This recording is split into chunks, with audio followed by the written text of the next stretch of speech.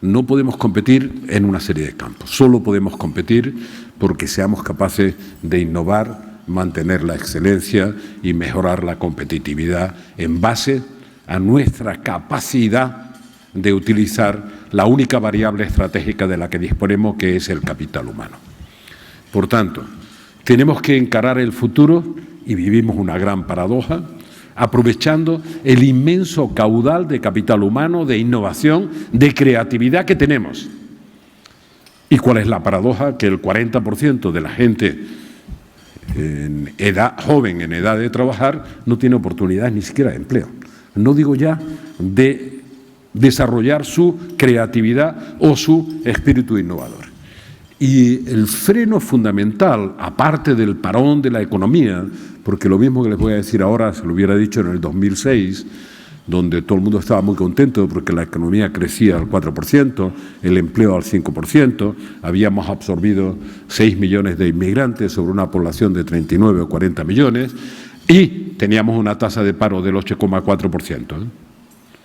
Quiero que no se olvide, porque no teníamos gente para trabajar aquí, venía de fuera y la tasa de paro era del 8,4%. Entonces, todavía hoy tenemos que creernos, porque nos lo tenemos que creer, que nuestra tasa de paro es mucho mayor que la de Grecia. Hagamos un ejercicio de fe y digamos, sí, debe ser verdad. Ahora me cuesta tanto creerlo. Me cuesta tanto creerlo como a todos los presentes, pero nadie tiene la libertad que tengo yo para decirlo. Por tanto, yo lo digo, lo dejo puesto ahí. Cuando teníamos pleno empleo, la tasa de paro era 8,4%, la misma que tiene Alemania hoy. Bueno, y en esa situación les digo, en el 2006 hubiera dicho lo mismo que digo ahora. Si nuestra variable estratégica fuera, en verdad, en la sociedad del conocimiento, lo que hay por encima de los hombros, no es la fuerza bruta, la capacidad de llevar una máquina pesada, etcétera. Tendríamos que aprovechar esa variable estratégica al máximo. Y esa variable estratégica se expresa, sobre todo entre nosotros, en términos de capacidad de innovación, también de capacidad de investigación. Pero la investigación es infinitamente más costosa. Nosotros tenemos mucha más dificultad para aumentar la investigación en ciencias básicas. Se avanza. Tenemos menos dificultad para avanzar en materia de innovación y tenemos algunas trabas. Y la traba fundamental no es la falta de dinero. Ahora falta dinero de las administraciones públicas para seguir promoviendo, de la manera en que se hacía, iniciativas emprendedoras o innovadoras en la base, capital semilla, etcétera. Pero realmente cuando lo había, se hacía ese esfuerzo. Y ahora que se sigue haciendo, y se hace aquí, en este municipio, ahora cuando se sigue haciendo vemos que el recorrido sigue siendo corto, porque nuestro problema, y es la primera cosa que quería dejar puesta, nuestro problema es cultural y profundo. Todavía seguimos pensando que es mejor que inventen ellos. Y ya compraremos nosotros lo que hayan inventado, porque estará en el mercado. Y no es solo nuestro problema, el problema de España, es un problema europeo. 500 millones de europeos con un muy buen nivel educativo, en media, si educación es transmisión de cantidad y calidad de conocimiento, la educación en Europa es perfectamente comparable, con ventaja, a la educación en Estados Unidos. Ellos tienen puntas de excelencia, como en todo. Pero hablo de la educación media, de las universidades en su conjunto. Entonces, ¿por qué en Europa no hay una sola experiencia Google o Microsoft? ¿Por qué aquí los Steve Jobs no triunfan? Es que no hay inteligencia, creatividad, capacidad de innovar, etcétera. Y nunca nos hacemos esa pregunta, ni siquiera cuando hicieron la Agenda de Lisboa. Y pensaron cuáles eran los problemas que teníamos para mejorar la competitividad europea en el 2000 y decidieron que en el 2010, el que tenemos detrás, Europa recuperaría la posición de primera potencia económico-tecnológica del mundo con el mejor sistema de cohesión social. Y no pinta así el 2010, ¿verdad? Si lo miramos para atrás, pero no se preocupen, el 2012 tampoco pinta bien. Por tanto, hicimos un diagnóstico sobre nuestros problemas de competitividad y el diagnóstico no estaba mal hecho, la aplicación era un desastre, método abierto de cooperación para mejorar la inversión en I+D+I, etcétera. Se comprometieron 27 jefes de Estado y de Gobierno. Dice, no, es que es lo que le mandan a hacer desde Bruselas. Y cuando se reúnen 27, yo he estado bastante tiempo en la sala de máquinas, con 15 o con 12, ahora son 27, cuando se reúnen y se comprometen todos, y se comprometen con todos. Y así que en la Agenda de Lisboa se comprometieron a hacer las reformas estructurales necesarias para que la economía europea ganara competitividad, mejorando su input y su output tecnológico para insertarse en la economía global. Y una vez que decidieron eso, pensaron cómo se aplica esto. Y la conclusión fue lo que llamaban método abierto de cooperación. 27 indicadores. 27 indicadores de mejora, en lugar de 4, que hubiera sido más fácil. Pero ya saben ustedes que cuando hay 27 prioridades quiere decir que no hay ninguna. Y el método abierto de cooperación, que se revisaba año por año, significaba, en lenguaje por lo menos de mi tierra, que me perdone Durán, que cada uno haga lo que le dé la gana. Y cada uno hizo lo que le dio la gana.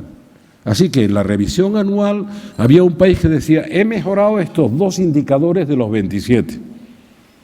Y el otro, no, pues yo he mejorado 3. El resultado, hemos perdido 10 años sin hacer las reformas estructurales que necesitábamos hacer, estoy hablando como europeo. Y tenemos un problema, les decía antes, que es cultural.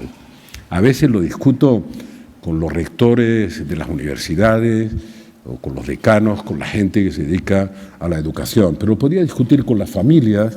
¿Y cuál es el problema cultural que tenemos? Nos cuesta mucho apostar, poner dinero, invertir en las iniciativas con riesgo. Y toda iniciativa innovadora es por definición una iniciativa con riesgo. Puede ser la innovación que mejora los procesos, que no es disruptiva, que no es de verdad una innovación que inquieta mucho, pero mejora los procesos alterándolos. Y estamos acostumbrados, nuestra cabeza funciona burocráticamente y conservadoramente, manteniendo los procesos que ya son conocidos y procurando que nadie venga de fuera a alterarlos, ni de dentro. Y después está la innovación disruptiva, que dice, lo que usted lleva haciendo de esta manera 100 años, se hace mucho mejor con esta propuesta. Todo el mundo se inquieta, pero todos los aparatos, todas las grandes corporaciones, incluso los aparatos públicos. Entonces estamos haciendo un esfuerzo en los últimos años considerable. Y en Cataluña es muy notable en esto, pues están implicadas muchas administraciones, desde este ayuntamiento hasta las autoridades de la Generalitat, etcétera. Se ha hecho bastante esfuerzo en eso que se llama capital semilla, en esto de las iniciativas de las startups, etcétera. Por tanto, se ha atendido al requerimiento de mucha gente joven que tiene una buena iniciativa y que es capaz de ofrecer una innovación, un núcleo tecnológico llamativo, etcétera. Hasta el momento en que ya se tiene el núcleo tecnológico. La innovación ha hecho el recorrido inicial, ya que se llama capital semilla, ¿no? Dice, ya está en la incubadora, ya ha eclosionado el huevito.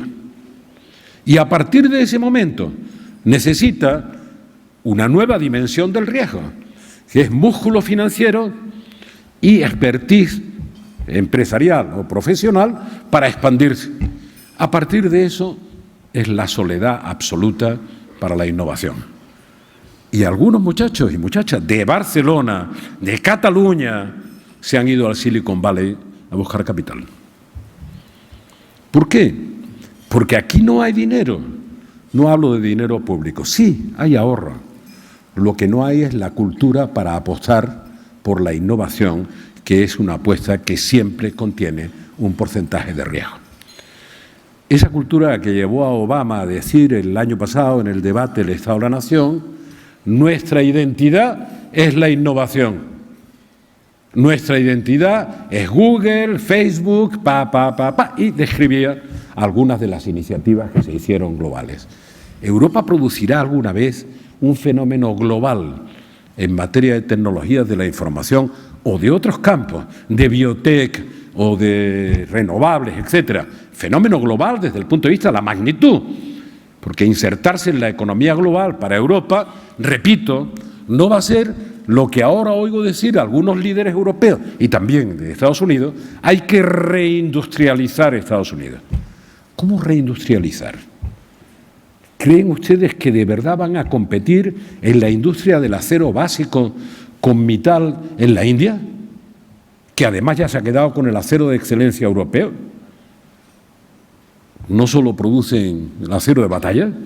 ¿Creen ustedes de verdad que la reindustrialización es que van a volver sus propias empresas que están produciendo en Asia o que están produciendo en el sur? No, olvídese, no van a volver. Si la estructura de las empresas, a diferencia de lo que decía la tribu ideológica a la que pertenezco, las multinacionales han cambiado su estructura, están buscando economía de costes. No era antes la conquista por ocupación de los mercados. Ahora lo que hacen, el ejemplo prototípico de lo que digo, como además la publicidad es gratis aquí, el ejemplo prototípico de lo que digo es IKEA. Hay un grupo de diseñadores por ahí y la producción está en todo el mundo y el mercado en todo el mundo. Pero no se equivoquen, y en cada sitio buscan economía de costes. Y como el transporte, a pesar de los precios de la energía, se ha abaratado exponencialmente, pues resulta que han cambiado las estructuras de las empresas. ¿Eso va a volver a ocurrir en los países industrializados? No es posible.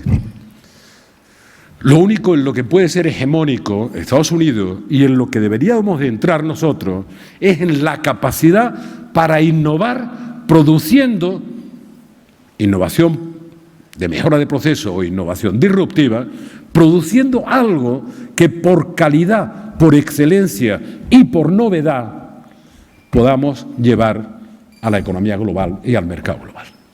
Pero no tenemos cultura para eso. Me han oído decir incluso aquí, hace ya muchos años, que fue cuando empezó a preocuparme esto. Ahora la crisis nos aprieta, pero por Cataluña, ya lo decía, en el año 98, cuando me pasé 3 años estudiando este fenómeno de la revolución tecnológica y de la globalización, decía, es verdad que si un hijo mío me pide que le eche una mano para pagar la entrada de un piso, tengo cierta inclinación a aceptarlo y ayudarle. Pero si me pide que le eche una mano para hacer una empresa, pues tengo cierta reserva para hacerlo. O sea, me resulta más fácil ayudarlo a que se compre un piso. Es absurdo que ayudarlo a que se abra un espacio con una iniciativa emprendedora. Pero esa es nuestra cultura. Y ya digo que Cataluña incluso en eso es diversa. Porque he visto algunos ejemplos de escuelas de negocio, de escuelas de facultades de empresariales, bien calificadas desde el punto de vista académico, cuyos licenciados solo en un 14% quieren hacer una empresa. Y están bien, o sea, son titulaciones que están bien. Y el problema no es la calidad de la titulación, créanme, sino la capacidad de transformar la titulación en una oferta que añada valor a los demás, no en una demanda que exige de los demás que nos arreglen la vida. Este es el cambio cultural en el que creo que hay que entrar. La innovación supone eso. La innovación supone la capacidad de transformar el conocimiento en una oferta que añada valor.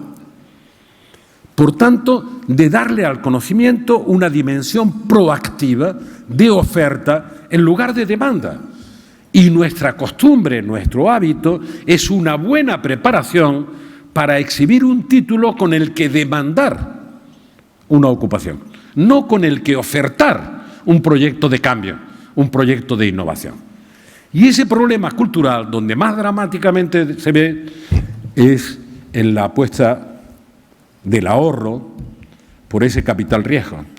Capital riesgo en el comienzo de la innovación o capital riesgo se ve en todo el sistema educativo, incluso en las relaciones familiares, como acabo de contar. Mucho ahorro en este momento en que está paralizada la economía. o está contrayéndose en España y en toda Europa.